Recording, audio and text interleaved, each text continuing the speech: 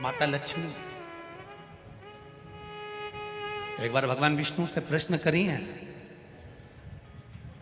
कि ये सारा ठाट भगवान नारायण आपको बैकुंठ का राज्य कैसे मिला, आप बैकुंठ के अधिपति कैसे बने, आपको ये बैकुंठ कैसे प्राप्त हुआ।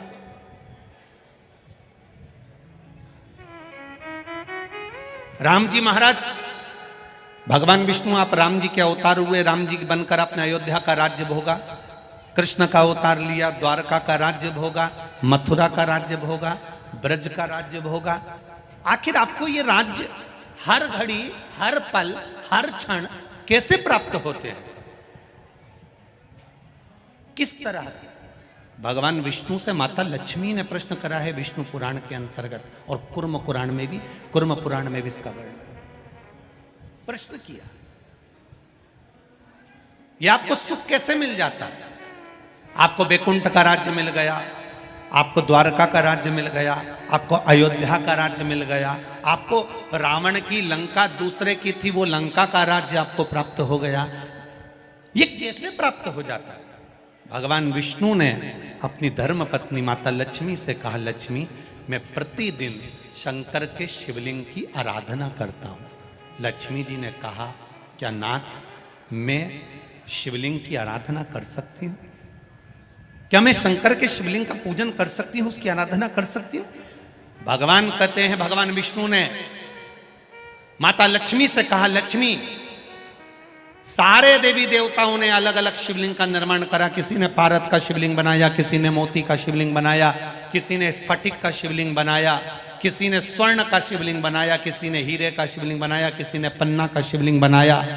तुम्हारी मर्जी पड़े, तुम वो शिवलिंग का निर्माण करो। माता लक्ष्मी ने सुंदर आनंद के साथ एक पुखराज का शिवलिंग का निर्माण करा और सुंदर माता ने उस शिवलिंग की आराधना और पूजन करना प्रारंभ कर दिया। अब क्या मिला माता लक्ष्मी जी को? लक्ष्मी जी को मिला क्या?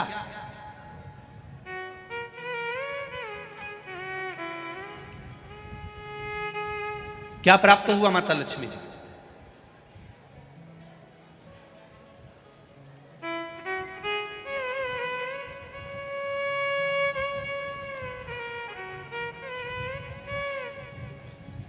भगवान कृष्ण की प्रिया है राधिका जी, राधिका जी के प्रिय हैं भगवान कृष्ण। राम जी को बीच में कुब्जा भी मिली, सुपनखा भी मिली, पर मेरे नारायण को बहुत कुछ प्राप्त हुआ, पर आज भी लक्ष्मी जी को क्या मिला है? तो कहा, लक्ष्मी तुम किस चीज के लिए शिव जी की आराधना कर रही हो? लक्ष्मी जी कहती हैं, बस आपके चरण की सेवा मुझे दिन रात मिले।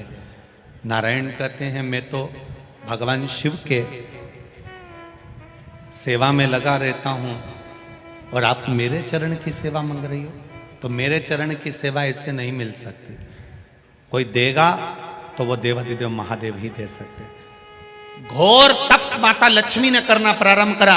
शिवलिंग का स्नान कराती, शंकर भगवान का अभिषेक करती, शंकर भगवान की पूजन करती, शिव जी का सुंदर आनंद से श्रृंगार करती। मेरे देवाधिदेव महादेव, मेरे काल अधिपति महाकाल राजा, मेरे विश्वनाथ भगवान स्वयं उस शिवलिंग में से प्रकट होकर बोले, लक्ष्मी तुम्हें क्या चाहिए? लक्ष्मी जी कहती हैं, प्रभु आपने मेरा विवाह नारायण के साथ तो कर दिया, पर नारायण दिन रात आपकी सेवा में लगे रहते हैं तो उनके चरण मुझे नहीं मिल पाते। शंकर भगवान ने कहा, मैं वचन देता हूं लक्ष्मी, तू नारायण के चरणों में सदा विराजमान मिलेगी।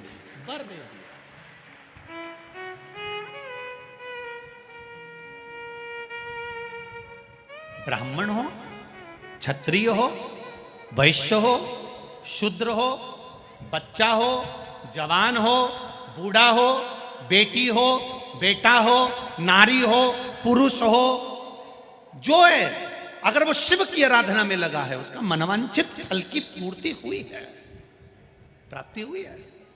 और कोई तुमसे कहे कि स्त्री शंकर भगवान का आराधना कर सकती है, पूजन कर सकती है, तो दूर नहीं जाना। ये जो शिव पुराण है हमारे पास में, गीता प्रेस गोरखपुर की, उसका दर्शन मैं आपको करा देता हूँ।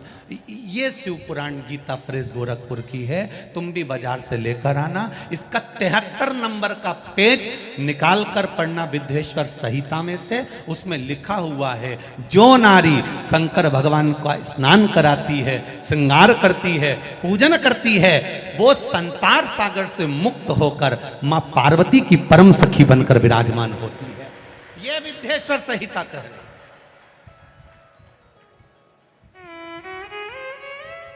और इसी शिव महापुराण का 73वें नंबर का पेज पढ़ने के बाद में 75 नंबर पेज को पढ़ना विद्येश्वर संहिता का।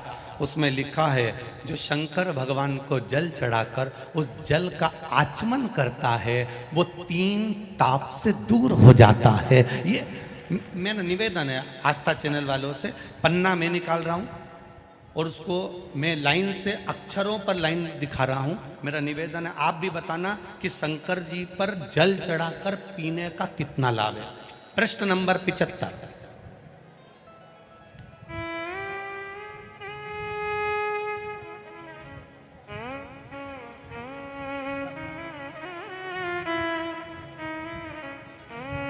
अब आस्था चैनल से निवेदन है, और आप सब भी एलसीडी पर ध्यान देंगे, और अपने अपने मोबाइल पर भी, जितने लोग टीवी पर कथा सुन रहे हैं वो, मोबाइल पर सुनने वाले वो, जो लोग कहते हैं शिव जी पर जल चढ़ा हुआ नहीं पीना चाहिए, उसके लिए मेरे वेद व्यास जी लिख रहे हैं, पेज नंबर 75 विद्येश्वर संहिता, ध्यान रखिएगा।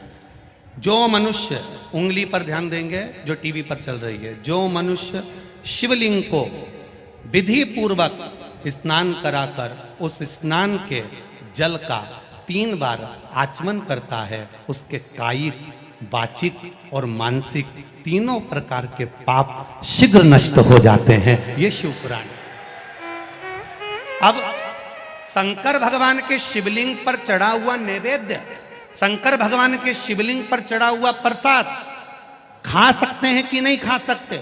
कोई कहता है महाराज जी स्वान की योनि हो जाएगी, कुत्ता बन जाओगे, कोई कहेगा ये बन जाओगे, कोई कहेगा वो बन जाओगे। अब उसको पढ़िए, पेज नंबर 75 शिव महापुराण विद्येश्वर संहिता, मेरी उंगली चल रही वहां पर ध्यान देना।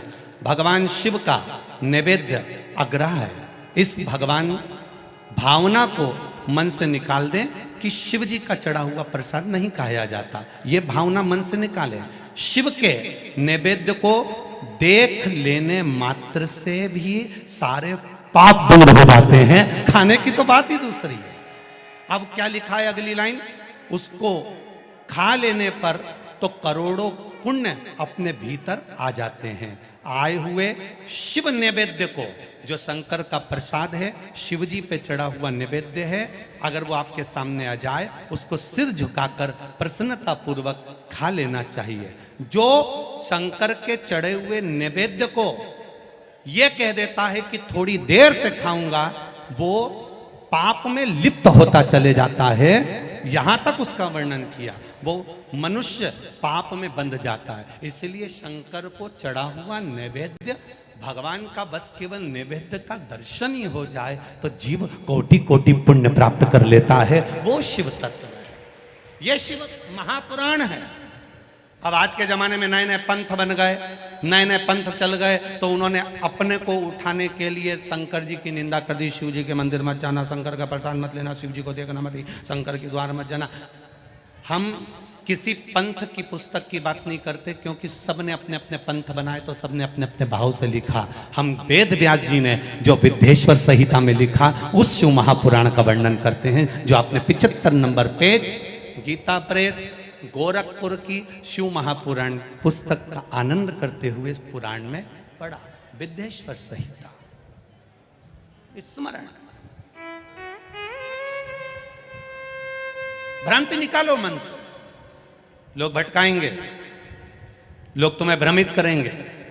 तुम शंकर जी की आराधना करने लगोगे, भगवान का भजन करने लगोगे, भक्ति में डूबने लगोगे, डूबने लगोगे, डूबने लगोगे, डूबने लगोगे, तो लोग तुम्हें भ्रम उत्पन्न करेंगे। शंकर मंदिर मत जाना, शिव जी का प्रसाद मत लेना, शंकर जी पे चढ़ा हुआ जल मत पीना, लोग तुम्हें भ्रमित करेंगे। उस भ्रम से निकालती है मेरी शिव महापुराण की कथा। आप एक एक शब्द का स्मरण करो।